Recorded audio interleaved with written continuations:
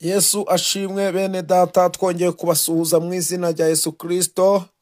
Twongeye kubahereza ikaze aho muherereye mwese, mwiyumvemo ikaze inshuti zacu, bavandimwe dusangiye amakuba n'ibyago muri Kristo Yesu. Tubifurije isha n'ihirwe mu byo mukora byose mu izina rya Yesu Kristo. Dushimire byimazeyo abantu bamaze gukora subscribe kugira ngo tujye tubana umwanya w'isengesho twise ifunguro ry'umunsi. Hanyuma muhabwe umugisha n'Imana mu izina rya Yesu. Wowe ukunda Kajegerezo TV, ukaba ushaka kuzajya ubana nawe buri gihe mu isengesho ifunguro ry'umunsi, hanyuma kora subscribe, hanyuma ujye ukora na comment kandi n'akazogera. Hanyuma buri gitondo buri munsi tuzajya dusangira ibyo kurya by'umwuka. Imana iguha umugisha mu izina rya Yesu. Hanyuma tugiye gusenga, twongere twumve ijambo ry'Imana, twumve Imana ivugana natwe mu ijambo ryayo. Mana, mu izina rya Yesu Kristo turagushimiye. Ufite imbaraga kandi ufite ubutwari. Tugiye kumva ijambo ryawe. Ijambo ryawe rirarema, ijambo ryawe rishiraho, ijambo ryawe rirazura. Nge ugiye kurivuga, unshoboze umwuka wera ambeho cyane umusobanuzi, ari we mwuka wera amurikire menye igikwiriye kandi ubwoko bwawe. Urakoze kuri Imana ikomeje kutugirira neza no kuduhereza umugisha kuri iyi platform. Imana ihabwe icubahiro. Urakoze, icubahiro ni icyawe. Tubisabye kandi twizeye kubiduhaye mu izina rya Yesu, amen. Tugiye gusoma ijambo ry'Imana. Ijambo ry'Imana tugiye gusoma, hanyuma turarisanga mu butumwa bwiza bwa Yesu Kristo ko bwanditswe na Yohana ibice byawo 20 ku murongo wawo wa 19. Ubutumwa bwiza bwa Yesu Kristo ko bwanditswe na Yohana ibice byawo 20 ku murongo wawo wa 19. Haravuze ngo, nuko kuri uwo munsi bugorobye, ariwo wa mbere w'iminsi 7, abigishwa bari bateraniye mu nzu, inzugi zikinze. Kakantu gace w'umurongo, inzugi zikinze, kuko batinyaga Abayuda. Yesu araza ahagarara hagati yabo, arababwira ati, amahoro abe muri mwe. Amaze kuvuga atyo, abereka ibiganza bye n'urubavu rwe. Abigishwa babonye umwami baranezerwa. 21. Yesu yongera kubabwira ati, amahoro abe muri mwe. Uko Data yantumye niko nanjye mbatumye. Amaze kuvuga atyo, abahumekeraho ati, haleluya, nimwakire umwuka wera mwese muvuge ngo amen. Imana ishimwe kandi Imana yacu ihabwe icyubahiro mu izina rya Yesu Kristo. Kandi ndagira ngo iri jambo dusomye rikubere uko uri buze kwizera. Imana ikuremeremo igitangaza mu izina rya Yesu Kristo. Hanyuma Bibiliya ivuze ngo iki? Aha ni muri ya minsi 40 Yesu akomeje kwiyereka abigishwa be, ntumwa ze. Hanyuma hakongerwaho iminsi 10, tukahita tugera ku munsi wa Pentecote. Ariko ndagira ngo uyu munsi Imana iguhaye ifunguro ry'umunsi, kandi iri funguro ry'umunsi ni ifunguro rigiye kugutunga. Ijambo nshaka kutindaho ni ijambo rikubwira ngo, naho inzugi zaba zikinze, naho amadirisha yaba akinze, ntibibuza Yesu kugutabara. ndasubiramo, inzugi zaba zikinze, amadirisha akaba akinze, kuko Yesu we atabura inzira, ntibimubuza kugutabara, ntibimubuza kugera aho uri. Imana ishimwe. Bibiliya iravuze ngo abigishwa be baragiye bamaze kumenya ko databuja wabo amaze kwicwa n'Abayuda, ngo nabo baratinya, baravuga ati natwe batatwica, tugende twikingiranira ahantu. Ariko ni ukuvuga bari bafite ubwoba. Hanyuma ngo bari kuvuga ngo nitwe dukurikiyeho, ngo bari bakinze n'amadirisha akinze. Ndagira ngo ungurikire neza.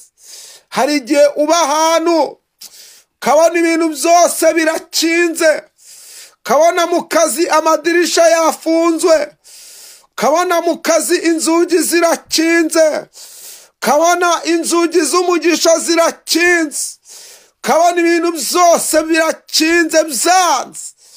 Ubwoba bwakwishe, ubwoba bwakwishe, ubwoba bw'imibereho, ubwoba bw'ibihe. Ariko Kristo iyo yatsinze urupfu akanesha Satani, ndagira ngo mbabwire ngo yazukanye undi mubiri utajya utangirwa n'ibikuta, yazukanye undi mubiri udatangirwa n'inzugi, yazukanye undi mubiri udatangirwa n'amadirisha, ahubwo ni umubiri udasanzwe. Uwo ni umubiri w'ubumana.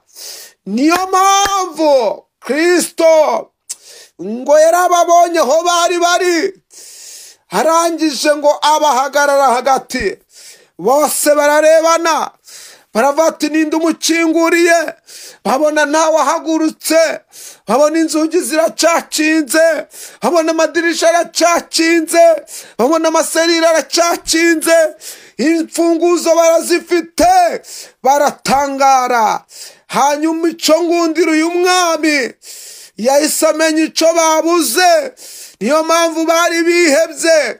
Arangije ababwira ijambo ryiza, mama, musore, mukobwa, aravuga ati nimugire amahoro. Nari mvuze ngo gira amahoro, mu rugo rwawe gira amahoro, mu bana bawe gira amahoro, aho ucururiza gira amahoro, aho utuye gira amahoro. Akira amahoro atangwa na Kristo, atangwa na Kristo wenyine. Aya mahoro ntibayagura muri supermarket, aya mahoro ntibayagura mu isoko risanzwe, aya mahoro ntibayagura Dubai, aya mahoro ntibayagura mu Bushinwa, ahubwo aya mahoro Kristo atanga. Saya barebare, saya bagufi, saya bize, saya batarize, ahubwo nayo abantu bose bemeye gucingura umuryango, bemeye gucingurira Kristo akima mu mitima yabo. Akira amahoro Kristo atanga, kandi aya mahoro Kristo yaguhereza bigatuma uba mu bibazo, ibibazo bitavuyeho, ugaseka kandi bigihari, ukaririmba kandi bitakuweho. Ibyo ntiwabisobanurira abantu, ahubwo ibyo biterwa n'amahoro yo mu mutima. Kandi aya mahoro yo mu mutima nta muntu wayakwiba, nubwo wasinzira nta muntu wayakwiba. Kandi ico ngundira Kristo, aya mahoro uwo yayahaye ntabwo yavuga ngo araguherezaho inusu, araguherezaho ikiro, araguherezaho toni. Oya, Kristo ni umutunzi w'amahoro, nawe agufitiye ayawe, nawe agufitiye ayawe. Numwemerera araguha amahoro. Haleluya, haleluya. Bibiliya yavuze ngo iki? Bibiliya yavuze ngo Kristo arangije ngo abereka ibiganza bye, abereka ibirenge bye, abereka mu rubavu, ngo bahera ko batangira kumenya uwo ari we. Ndagira ngo mbabwire ngo Kristo wacu ntago tumwitiranya. Nta wundi wabambwe ku musaraba tubambiwe, nta wundi watewe icumu mu rubavu keretse Kristo umwana w'Imana. Kristo warakoze, Kristo wagize neza, Kristo uhimbazwe. Ngarangije ngarongera arongera Kristo ngarongera arababwira ati nimugire amahoro kandi amahoro abe muri mwe. Arongeye bwa kabiri nanone, kubera iki ari kubisubiramo cyane? Amahoro Yesu aha abantu be ntagira akagero ntarondoreka we. Haleluya, Imana ishimwe. Yongeye kuvuga ngo gira amahoro papa, yongeye kuvuga ngo gira amahoro, yongeye kuvuga ngo amahoro abe mu bana bawe, amahoro abe. Imana ishimwe, Imana ihimba. Ngo amaze kubivuga ngo bwa kabiri, Bibiliya yavuze ngo abahumekeraho ati nimwakire umwuka wera. Abawakiriye Imana ibaha umugisha. Niba wakiriye vuga ngo amen. Niba wakiriye uyu mwuka wera tukwatuyeho, muri komenti yawe wandike ngo amen, kandi wandike ngo ndawakiriye mu izina rya Yesu, amen. Nibikubera uko wizeye mu izina rya Yesu. Imana itanze umwuka wera, kandi imutanze itamugera, ahubwo iracucubuye. Imana ihimba. Ndagira ngo mbabwire ngo rero ijambo twari turiho tuvuga nuko naho inzugi zaba zikinze, amadirisha akinze, ibyo ntibyabuza Yesu kukugeraho, ntibyabuza Yesu kugutabara. Imana nikumera umugisha. Imana ikumera umugisha. Imana ikugirire neza mu izina rya Yesu. Turagira ngo dusenge. Haleluya. Turagira ngo dusenge, kandi amasengesho arazamuka ngakarenga inyenyeri, akarenga ukwezi, akagera ku Mana Data. Imana iguha umugisha wowe dukurikiye. Imana ikugirire neza, kandi amasezerano yawe Imana iyasohoze mu izina rya Yesu. Mana y'imbaraga nyinshi cyane, turagushimiye. Uri Imana yumva gusenga, uri Data wa twese. Izina ryawe rihimbazwe, izina ryawe rishigwe hejuru. Kandi Uwiteka uvuganye natwe, umuntu wese wadukurikiye umuhereza umugisha, kandi ahabwa umwuka wera. Urakoze kuri Imana yumva gusenga, urakoze kuri Imana izura ibyapfuye bikaba bizima, urakoze kuri Imana itanga umwuka wera, kandi uyu mwuka wera akaba umujyanama, akaba umufasha tabura kuboneka mu byago no mu makuba. Urakoze rero, turamwakiriye uyu mwuka wera. Ababyeyi baramwakiriye, abasore baramwakiriye, abakobwa, ingeri zose, abize abatarize, uyu mwuka wera turamwakiriye nguko Kristo wamutugeneye. Haleluya. Imana ishimwe, Imana ihimbaza.